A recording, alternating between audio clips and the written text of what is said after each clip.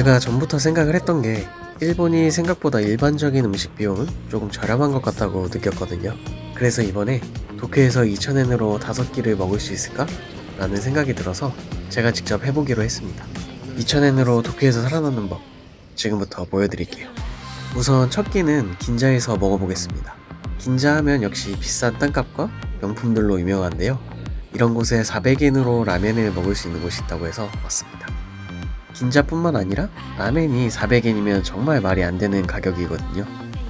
위치는 이곳인데 여기 지하 1층으로 내려가면 있다고 합니다. 바로 이곳이 400엔 라멘을 파는 라멘 산키치입니다. 1975년부터 장사를 해서 현재 50년이 된 라멘집이네요. 라멘뿐만 아니라 세트로도 여러가지 메뉴를 팔고 있습니다. 그럼 우선 들어가 볼게요. 내부는 이렇게 아담한 가게의 모습입니다. 카운터에서 분주하게 일하고 계신 두 사장님의 모습이 인상적이네요. 주문한 라멘이 나왔습니다. 기본 베이스는 쇼유 라멘인 것 같고 토핑으로는 멘마와 차슈도 하나 보이네요. 맛은 생각했던 것보다 상당히 맛있는 라멘입니다. 보통 일본 라멘 하면 기름지고 느끼한 인상이 강한데 간장 베이스의 깔끔한 국물 맛이 좋았고 면발은 신라면 겉면 같은 스타일에 좀 더 부드럽고 탄력이 있는 면발이었어요. 차슈는 비린맛도 없고 좋았습니다. 양도 400엔이라는 가격이 안 믿길 정도로 일반 라멘집과 비교했을 때 전혀 차이가 없는 양이었어요. 2,000엔이라는 돈이 아니었으면 볶음밥 세트로도 먹어보고 싶을 정도로 맛과 양이 상당히 좋았던 라멘 산키치였습니다.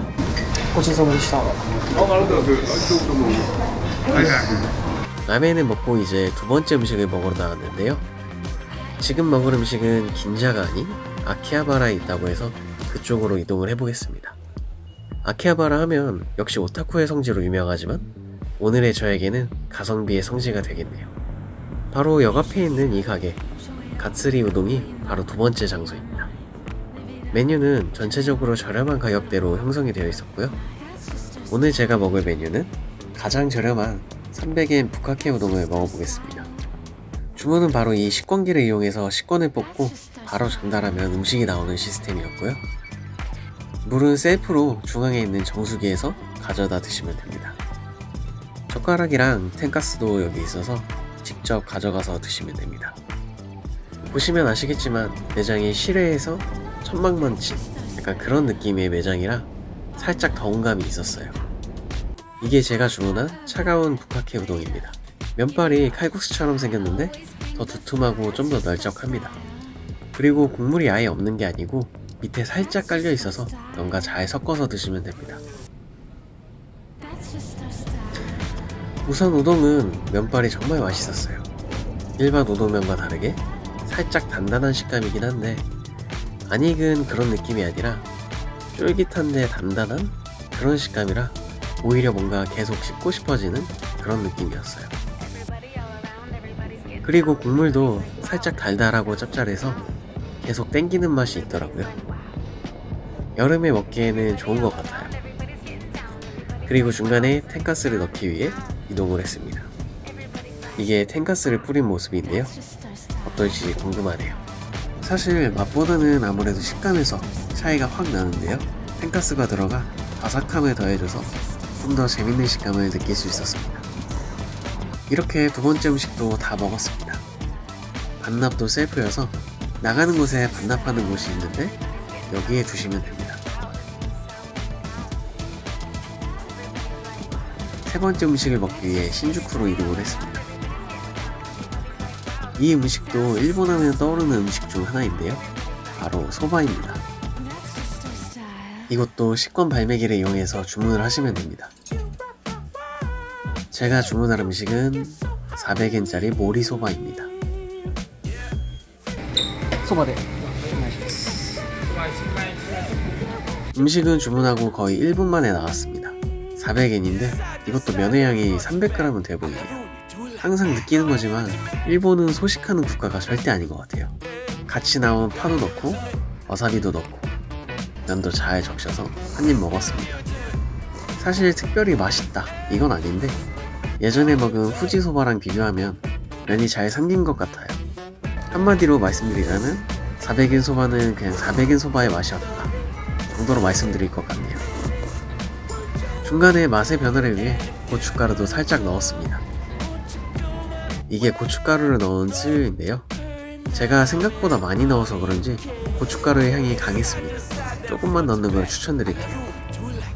세 번째 음식인 소바도 깔끔하게 다 먹었습니다. 그리고 모처럼 근처에 도쿄도청이 있어서 한번 보고 가면 좋을 것 같아 도쿄도청으로 이동을 했는데요. 앞에 보이시나요? 입장에 한 15분은 기다린 것 같네요. 올라가니까 지금 육상 세계선수권을 하고 있던 기간이어서 이렇게 육상 관련 부스를 만들어놔 잠깐 구경을 했습니다. 선수들이 실제로 착용한 건지는 모르겠지만 유니폼이나 신발 같은 걸 전시해 놨더라고요. 혹시 육상에 대해 잘 아시는 분 계신가요? 그리고 전망대에 이런 상품들도 있어서 잠깐 구경도 했고요. 전망대에 왔는데 또 구경을 해줘야 하잖아요. 낮에 도쿄의 모습도 구경을 했는데요. 저녁과는 다르게 뭔가 더 확 트인 그런 모습의 도시를 볼 수 있었습니다. 낮에 전망을 보는 것도 뭔가 색다른 느낌의 도쿄를 볼 수 있네요. 이제 전망대를 내려와서 네 번째 음식을 먹으러 왔습니다. 지금까지 너무 면만 먹었잖아요. 그래서 이번엔 면이 아닌 바로 세계적인 레스토랑인 맥도날드에 가보겠습니다. 맥도날드는 학생 때 자주 이용했는데요. 그때는 기본 햄버거가 100엔이었는데 지금은 맥도날드도 가격이 많이 올랐다고 하네요. 오늘 먹을 음식은 전광판에 나와있는 190엔 버거 중 하나를 먹겠습니다. 근데 또 목이 말라서 제로콜라도 하나 주문했거든요. 이렇게 해서 네 번째 음식은 330엔이 되겠습니다. 한 5분 만에 제가 주문한 햄버거와 콜라가 나왔습니다.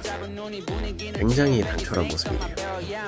제가 주문한 버거는 치킨 맥인데요. 약간의 양상추와 마요네즈, 치킨 패티, 이게 내용물의 전부입니다. 정말 심플하죠?